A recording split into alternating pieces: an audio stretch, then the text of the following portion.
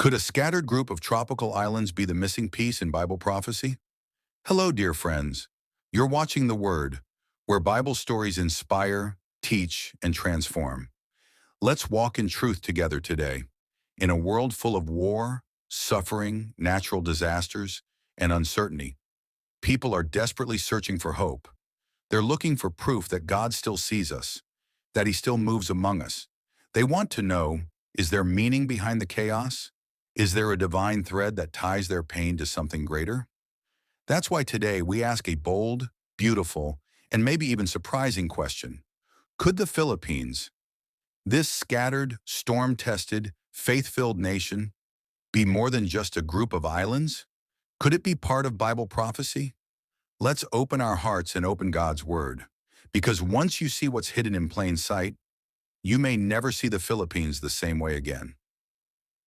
The Bible mentions islands, and it means something. Most people skip over verses about islands in the Bible. But when God speaks, nothing is random. Take Isaiah 24:15. Therefore glorify the Lord in the east, the name of the Lord, the God of Israel in the islands of the sea.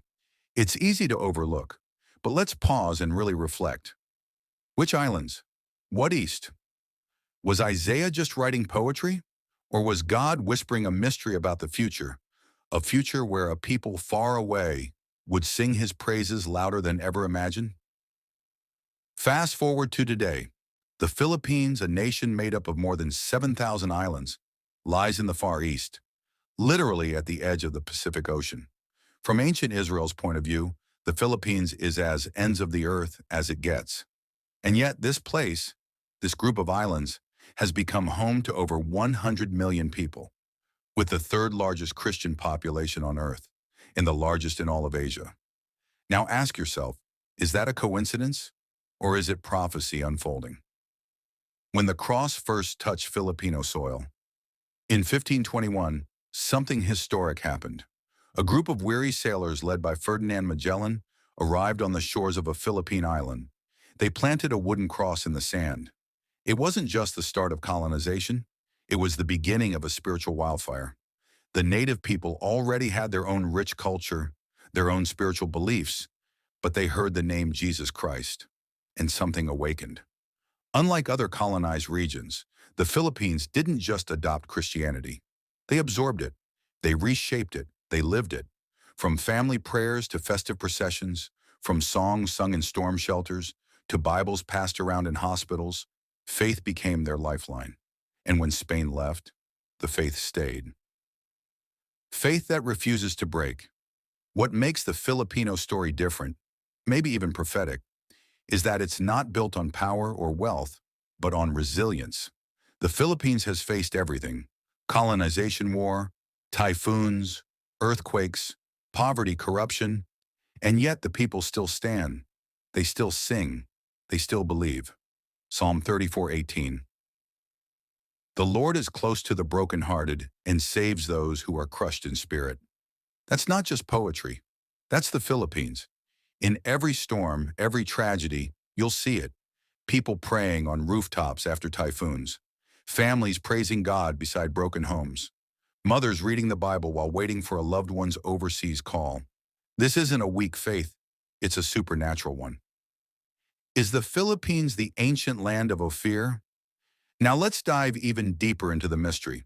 In the Old Testament, there's a place called Ophir, a legendary land filled with unimaginable wealth. 1 Kings 10:22, the king had a fleet of trading ships, bringing gold, silver, ivory, apes, and peacocks from Ophir. For centuries, scholars debated, where was Ophir? Africa? India? Somewhere else? But now many researchers, including biblical scholars, historians, and even archaeologists, are looking towards Southeast Asia, especially the Philippines. Why? Because the Philippines has all the markers: ancient gold treasures discovered underground, pre-colonial artifacts, jewelry, and trade records, historical evidence that Arab, Indian, and Chinese traders passed through these islands, native peacocks, spices, and exotic animals once traded overseas. Everything described in Solomon's wealth, it's all here. Could the ships of Solomon have once sailed to these islands? It's possible, maybe even probable. Islands in prophecy. Are the Filipinos the ones singing? The book of Isaiah doesn't just mention islands in passing. It calls to them. Isaiah 42:10.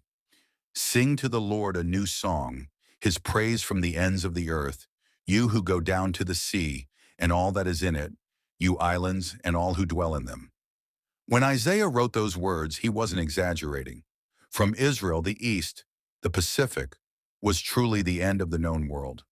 So when we hear Filipinos singing in churches, crying out to God during disasters, or worshiping overseas in homes, schools, and hospitals, we're not just seeing cultural devotion.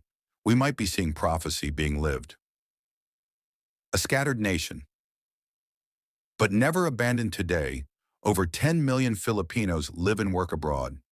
They serve as nurses, teachers, engineers, domestic workers, and seafarers. But look closer. Many are also prayer leaders, worship singers, home church starters, everyday missionaries. They share Jesus not from pulpits, but from hospital bedsides, classrooms, and family kitchens. Matthew 28:19. Go and make disciples of all nations.